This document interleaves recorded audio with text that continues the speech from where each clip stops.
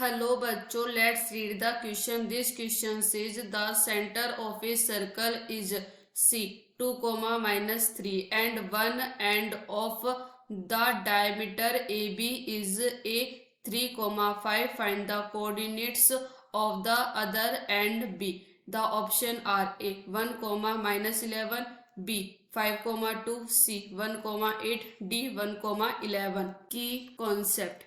देखिए हमें क्या दिया गया, हमें दिया गया हमारे पास क्या है, एक सर्कल है जिसका जो सेंटर है वो क्या है हमारे पास सी, जिसके जो कोऑर्डिनेट है वो क्या है हमारे पास 2, माइनस 3 और हमारे पास क्या है एक डायमीटर है क्या ए बी, जिसमें से हमारे पास जो ए के कोऑर्डिनेट है वो क्या है हमारे पास 3, 5। बी के कोऑर्डिनेट हमें क्या करना है, फाइंड करना है। इस ए के कोऑर्डिनेट को हमने मान लिया x1, y1 और इस बी के कोऑर्डिनेट को हमने मान लिया x2, y2 और इस सी के कोऑर्डिनेट को हमने मान लिया x, y। तब ये यहाँ पे जो होगा ये 1:1 में क्या होंगे, डिवाइड होंगे, क्योंकि ये वाली रेडियस और ये वाली रेडियस क्या होंगी, इक्वल होंगी।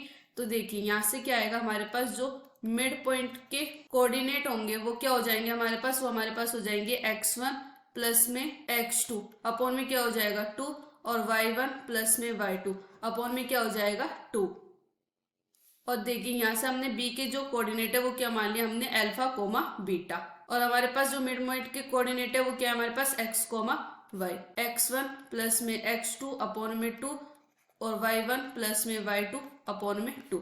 तब यहाँ से जो x है वो इक्वल टू हो जाएगा x1 प्लस में x2 अपॉन 2 के और जो y है वो इक्वल टू हो जाएगा y1 प्लस में y2 अपॉन में 2 के। तो देखिए यहाँ से a के कोऑर्डिनेट को हमने क्या माना x1, y1 और a के कोऑर्डिनेट क्या है हमारे पास 3, 5। तो यहाँ से x1 की वैल्यू तो आ गई 3 और y1 की वैल्यू आ गई 5।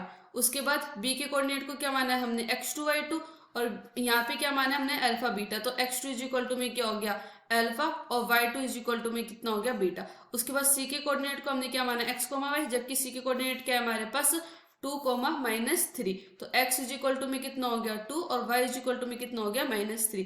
अब इसमें क्या करेंगे हम वैल्यू रख देंगे।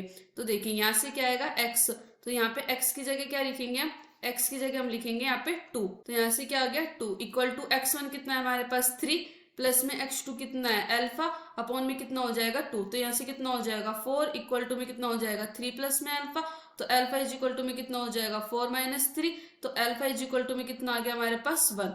उसके बाद y की वैल्यू कितनी है हमारे पास -3 इक्वल टू y1 कितना है हमारे पास 5 प्लस में y2 कितना है हमारे पास बीटा अपॉन में कितना हो जाएगा 2। तो ये कितना हो गया हमारे पास -6 इज इक्वल टू में कितना हो गया 5 प्लस बीटा।